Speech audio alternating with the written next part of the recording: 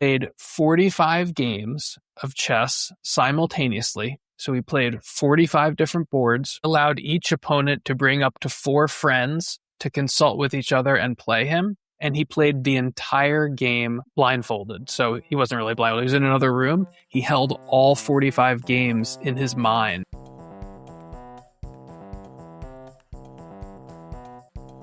So hey, Engagers, welcome to Professor Game, the #1 gamification podcast where we discuss games, gamification, game thinking, behavioral design, behavioral psychology, and many more to boost engagement, multiply retention, build stronger products, and many other things that we can achieve through these strategies. And I'm Rob, I'm the founder. I'm also a coach at Professor Game. I'm also the head of engagement strategy in Europe for the Euctelsis Group, the leading gamification behavioral design consultancy. And I'm a professor of gamification and game-based solutions at top global institutions like IE University, IE Business School, EFMD, EBS University, and others around the world. And before we dive into today's conversation, super interesting, very specific and very special with Dan, remember that if you're struggling in any way with what I mentioned before, things like retention, adoption, churn, engagement with your product, with your service or business, there is a way around that. And you can do something very, very quick, which is click on the link below and go for a guide, Core Drives in the Wild. All you need to do is click there. You'll get a few emails and you'll get a good gist of what it looks like and feels like to work with the Core Drives. And without further ado, Dan, before we get started, we need to know, are you prepared to engage?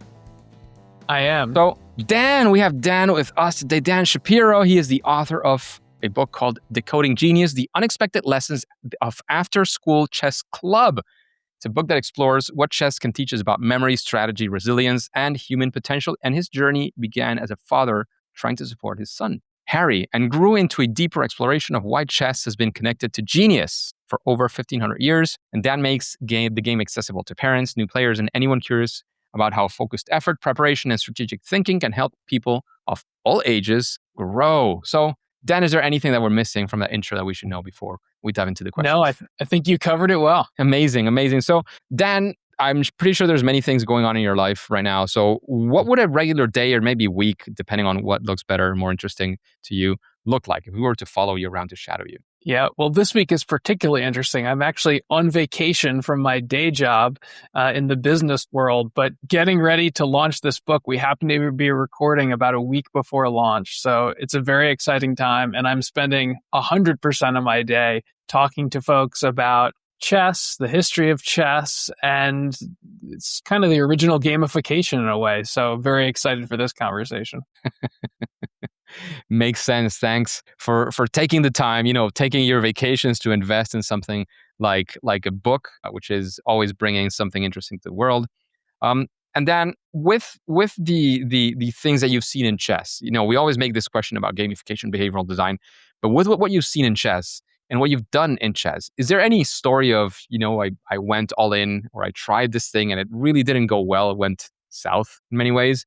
Where we can, of course, learn from that failure and see how we can apply those lessons to extrapolate to other worlds. Yeah, for sure. So the big failure in my journey here was my first chess tournament. So as you hinted at in the introduction, I started going after chess with my son. He was 7 at the time, and I wanted to support him. I wanted to learn alongside him and be involved as a parent. And so I started taking chess lessons once a week, started playing and practicing. And I got the idea, well, if my son's doing chess tournaments, I should do at least a couple to know what it's like. And in my first chess tournament, I got absolutely destroyed.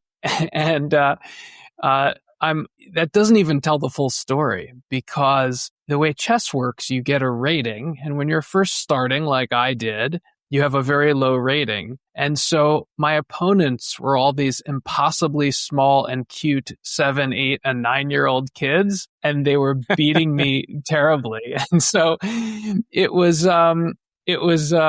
certainly humbling, but it did teach me a couple of really important things that got me even more interested in the game. One is, it has always been a game that has supported prodigies, where kids can be even better than adults. Now, certainly these kids who were beating up on me in the tournament were not prodigies yet, but it is something where kids and even adults can learn a lot very, very quickly. And so there's something about chess and the way the game is structured that people can progress very quickly and learn a lot, even at a young age. And there's an allure to that. I also found at the end of the 3-day tournament, at the end of every day, I was incredibly tired.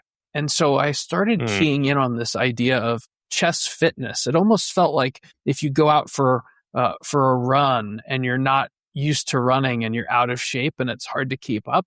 I felt like that in chess with my brain. And so that was another key, that chess was really bringing some kind of value to your brain, and almost like a brain gym, I would call it. Interesting. I had never thought of it that way. I'm, of course, not related to chess, but I do remember, and this is an experience I've shared with friends and the younger ones especially, that when you're in school, it feels like it's overwhelming. Everything. It's like, oh, all this homework and all this stuff. And then you go to the university and it's like, wow, there was nothing. School was easy. I want to go back to school. Everything was so simple, and some people even take in part-time jobs, and it's very stressful. I'm not saying it's not. But you realize, well, at least that was my experience, and I know many of my friends had the same thing, of when you actually work a full-time job, and you could say, well, sometimes you're studying all week, like 7 days, and a full-time job is not 7 days a week, it's 5 days a week, it's relatively limited. But especially at the start, I was exhausted. Like, I really felt the weight of it all sort of coming in, and it's like, wow, before I felt I was doing so many things. Like at the university, I was studying, I was doing all these clubs, all these things. I was very busy. I did, student government. I did a bunch of things. So I was really, really into it. I was a lot of energy was being drained anyway. But then full-time job, completely different game. And I think in a way, you're sort of trained after a few years. Of course, now you can manage the ways, you understand better how to handle yourself and many others. But I'm guessing that chess, in that sense, is a very specific kind of brain power that you're using. So probably it could be something along those lines is my best guess. But for sure, it's definitely a good brain gym. Definitely, yeah. It took some getting used to, and I saw it in my son as well. He was tired and had a rough outing his first couple tournaments, but like anything else, with practice and deliberate work, he was able to improve. So definitely very interesting. Absolutely, and that's how the best of everything get to be the best at anything. At the Dioctalsis group, our founders have been doing this for longer than everybody else in the group, and their experience shows and shines for sure. Especially specifically in the methodology and many others. I've been in this world of gamification for a pretty long time, and that I'm guessing that hopefully it shows as well. How I can see things beyond what some people, maybe even with a few years of experience can see. The whole practice makes not perfect but better. Is definitely a big thing there. So that's a big lesson as well that I would take from that. And instead of things going downside. Is there an experience where, it could be the book, it could be something in the book, maybe one of the small stories in the book, I don't know, where chess actually, you were trying to do something and chess or anything you've observed in that sense made it better? It's a story of success regarding this point. Yeah, well, it's been a huge help to me and a huge help to my son. Chess is very interesting because it not only teaches you the game itself, but it teaches you a real method of skills acquisition, and it enables you to go and learn other things when you do, some serious chess study. I think one of the great benefits of chess is chess notation. And so some of your listeners may be aware there's this series of numbers and letters that are a code, and each player who's playing in a chess tournament, they record all of their moves and all of their opponent's moves as the game goes on. And what this allows you to do is go back after the game and to review each step of the game, what went well, what went poorly, what you can learn from, what you can do differently. And when you think about the gamification side of this, take someone like my son. If I took my 7-year-old aside and said, hey, as you're making important decisions, I want you to write down all of your decisions and then review them afterwards to critique your thought process and try and improve, he's going to look like I'm crazy. But chess, by the way it's constructed, really teaches this kind of deliberate thinking, which is great for a parent to give a child. But again, it's delivered in the form of a game. It's practiced in the form of a game. You have this very engaging competition and winning and losing going on. And yet they're picking up this skill of tracking their decisions and refining their decisions, building up habits of reviewing those decisions, of bouncing ideas off of others and trying to improve what they do in the future. And it's really incredible to see. Interesting. I'm not a big chess player at all. I was sharing before that I stopped playing chess way too early in that sense. But it's always been very cryptic to me when people start sharing that. In fact, there was this joke that my dad used to share with me where we used to hear baseball games through the radio because our team back in Venezuela was a smaller team, so it was not in the big cities. It was a big city, but compared to the other ones, it was a smaller city. So it was not televised, so you couldn't see it on TV. So you had the radio, that was it. For some people, it's like, how can you just listen to a sport and baseball of all sports as well, which is, it's slow moving and all that. But he always made this joke. He was a lot bigger on chess. He was the one who started me on chess, and then it was on me to have quit a bit. He said, well, you can always hear a chess game on the radio, right? Like you can sit down and of course you could be doing the moves and doing that. But if you think of of course, if you're not into baseball or if you're not into chess and you think baseball and radio is boring, imagine, hearing a radio game through of chess. But if you're completely immersed in that world and you're probably visualizing the whole board and every move, you're seeing the move and you're thinking in your head what could be ahead and you could be anticipating what the opponents could do. It could be really, really interesting in that sense once you get into that sense, even listening to it on the radio or nowadays with, Alexa or any of these apps. I'll give you a quick story about how good the top chess players are with visualizing the game in the way you're describing. Yeah. So there's a guy named Miguel Najdorf, one of the most famous chess players of all time. Interesting story. He was from Poland and he was playing at the Chess Olympiad in Argentina at the time that the Nazis invaded Poland. And so he ended up staying in Argentina and living the rest of his life being this famous chess player there. That's just one interesting part of his life. But he had an incredible chess memory, even among other grandmasters who were great. And he put on an exhibition where he played 45 games of chess simultaneously. So he played 45 different boards. He allowed each opponent to bring up to 4 friends to consult with each other and play him. And he played the entire game blindfolded. So he wasn't really blindfolded. He was in another room. He held all 45 games in his mind and played them all like that. And that's something I cover in the book. And I think it just shows the power of chess as teaching these other skills, in this case, memory, but there are many others. That is absolutely incredible. And serendipitously enough, my mom is actually Polish. My grandparents left after World War because of the communists, actually. They lived through the war in Romania, sure, and then they left after the war. So amazing. And a lot of people had that kind of story. Yeah. There's so much into that. And Dan, if somebody were to get into chess, and of course I know a significant, if not a big part of the book is about that, but if somebody were to get into chess for some objective, so double question here, what could those objectives be, and how would you recommend them getting started, like entry level? What would that look? Yeah, well, I'll take the second question first. So when you're starting out, I would keep it really simple. There are really great online resources now. A really classic way to learn and practice chess are what's called chess puzzles, where instead of playing a whole game, you'll see a board set up and you just have to figure out what the next move is. And so you can subscribe to something like chess.com and start doing some basic chess puzzles. And there are even online tutorials on chess.com where you can start to learn the moves. And just doing 5 minutes a day of puzzles is a great way to start to figure out how the pieces move, understand the strategy.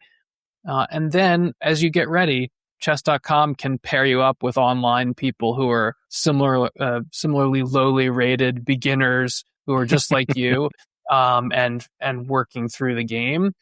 And on the gamification side, I would again say that's something that chess had really gotten right. There's a reason it's been around for 1,500 years. And this idea of having a rating for each player where you are playing similarly skilled people. As you improve, you go up in rating and then you play other people. And so you're always being challenged. You're always learning. You're always a little bit out of your depth. And if you ever have a burst of improvement, you're right back in the next highest level against other people. And so I think on the gamification side, that's an interesting dynamic that chess has really gotten right of setting that difficulty in a dynamic way so that you're never losing every game and feeling miserable, and nor are you just winning without improving. And I think that's been a good thing. I love In that. terms of If I can interrupt you just for a second, because please. that's on one end, sort of the more pop culture answer to this is that's what Mario Kart became famous for. That you're never way too behind. So even if you're last, there is the way the game behaves is automatically it pairs the other people, so you really have a shot.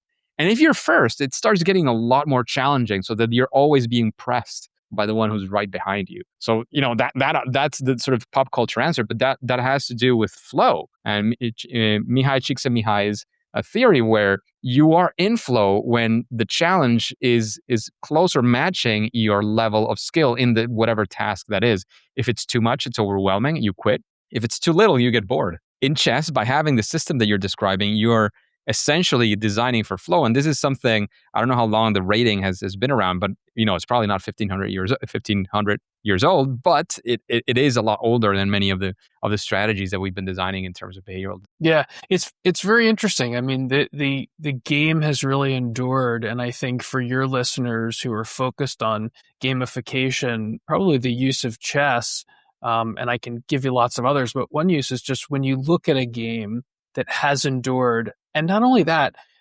chess began in the Gupta Empire in what is today northern India. It then went to China and in Persia. It made its way to the Renaissance.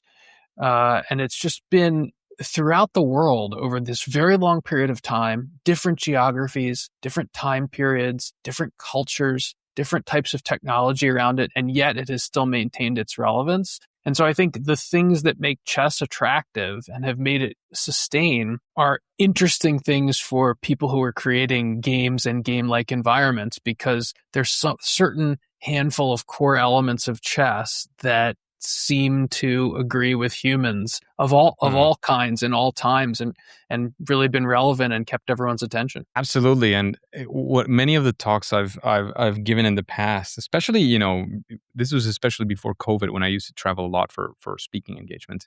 Now I do it a lot less. I have a family. Travel has changed, but I used to travel a lot more. And one of the things I always talked about was how you have things that are for the really long term, right? And you design for long term thinking. You have a loyalty program at an airline. You're not thinking in the next travel out of that person. You're thinking on how to turn that customer to be purchasing from you for the next 30, 50 years even, right? But there's other things where it's closer loop, right? So it could be there, and it could still be well designed. It could be a campaign or something where you engage people for a month. That's also very valuable. But when I was talking about the short versus long term, I was always saying, like, tic-tac-toe is a very successful game, right? But it's not a successful game in terms of playing it, for all of your life, right? You don't play tic-tac-toe. You play tic-tac-toe, you understand how it works, and eventually you get bored, just because there's not enough complexity to keep on building on that. Eventually it's just gets stuck, and, nobody wins. If two players kind of know the whole deal, it's over, right? The game is over. It's not interesting. Whereas with chess, it's the complete opposite. And the thing with chess in that sense is when you're trying to design something for longevity, it could be great to have that sort of target of, whatever I design, I want it to be played for the next 1500 years, but it doesn't have to. How many games have really survived that long and still become a lifelong journey of people to get to mastery and continue mastering beyond and further, right? There's not too many games in that sense. There's a lot to learn from something very, very top like chess, but you don't have to go for something that is that lives for that long and is adopted for all of mankind. You just have to make the thing that it solves the problem that you're trying to solve. But again, with all due respect, absolutely for chess, I love how it's able to do all these things. So in that sense, after these questions, is there somebody that you think you would be personally interested in hearing on Professor Game? Like, I don't know, maybe somebody you've heard of or that is either related to chess or maybe even some other game that you say, well, I would take inspiration from that to further my knowledge of chess or how to use chess for other things as well that you would be personally interested in? Yeah, well, that's an easy one. So I've become really fascinated by the chess player Judit Polgar. She is a contemporary of mine in terms of age. She, in her time playing professionally, was one of the best chess players in the world. She is by far the greatest female chess player of all time. And she was also a child prodigy, and she, in her day, overtook Bobby Fischer as the youngest ever grandmaster. And so she's just absolutely brilliant, had an amazing career. There's actually a documentary out right now called Queen of Chess about her, and she's just very, very interesting. And where my book for people tries to pick up a basic introduction for people who don't play chess and want to understand what the allure of it is, a great chess mind like that would be really, really interesting to understand deeper strategy and how they think about things. For sure, it would be Judit Polgar. Judit Polgar. Very, very interesting for sure. And keeping up with recommendations, is there a book that you would recommend listeners, of course, to sit right next to yours once it comes out? Yeah, I would say so. For me, as I was learning the game, one of the best chess creators right now is a fellow named Levi Rosman. He has a YouTube channel called Gotham Chess, and he has a book called How to Win at Chess. And it's a very accessible, fun, modern, interesting approach to learning the game, and his content that's out there on video is really interesting. And so he's good. I found that book really useful and would recommend it. Exciting. Great stuff for sure. In the world of chess, and again, I always make this caveat for people. Remember that a superpower can be shared by many. It doesn't mean you're the only one to have that superpower, but something that distinguishes you in this world, and perhaps even in the world of chess, that I know is a challenge because you're not Judit Polgar, but what would you say is that thing that makes you special? Perhaps it's one of the reasons why you decided to write a book. Yeah, so I am definitely not distinguished in the world of chess, other than having researched it as a parent and written the book, but as a player, certainly not. I would say my superpower is probably curiosity. I just think curiosity is a great tool for almost any situation. You meet someone and you really get along well and you want to get to know them better. Well, curiosity is going to draw you to that person and make for great conversations. You have a challenging relationship with someone at work or at school.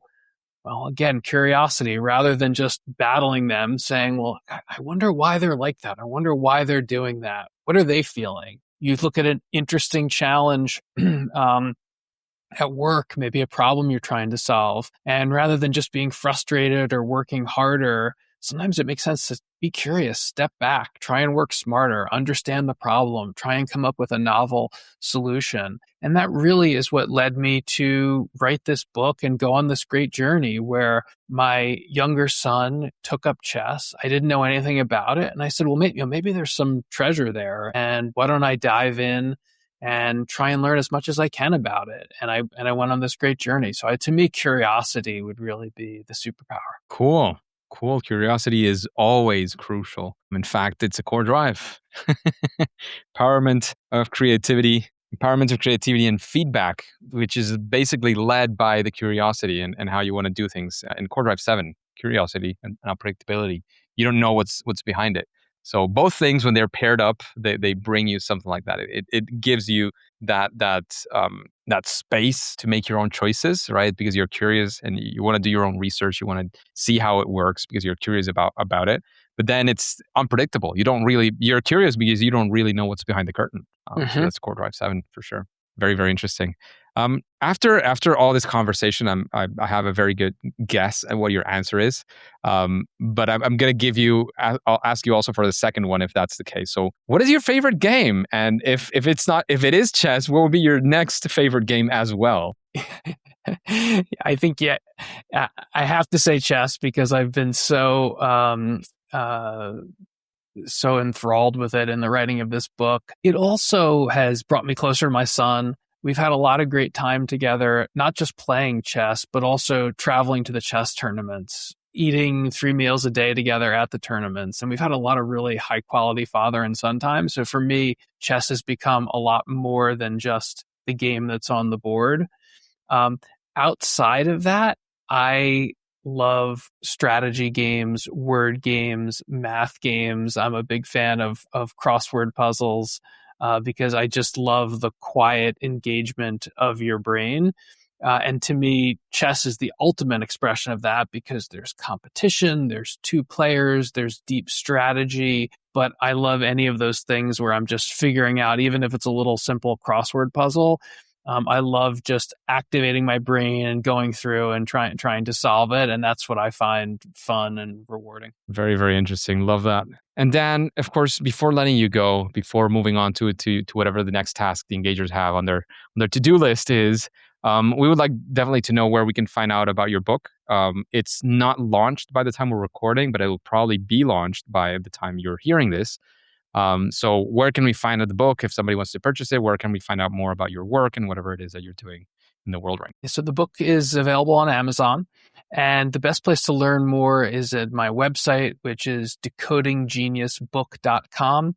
You'll be able to find links there to the Amazon page, to articles relating to the book, my social media links, and everything's right there. Amazing. That sounds perfect. And if you have any final piece of advice, anything else you want to tell the engagers, right now is the perfect timing. I would just say stay curious.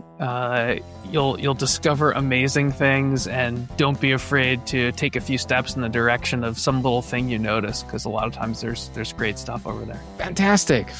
Love that.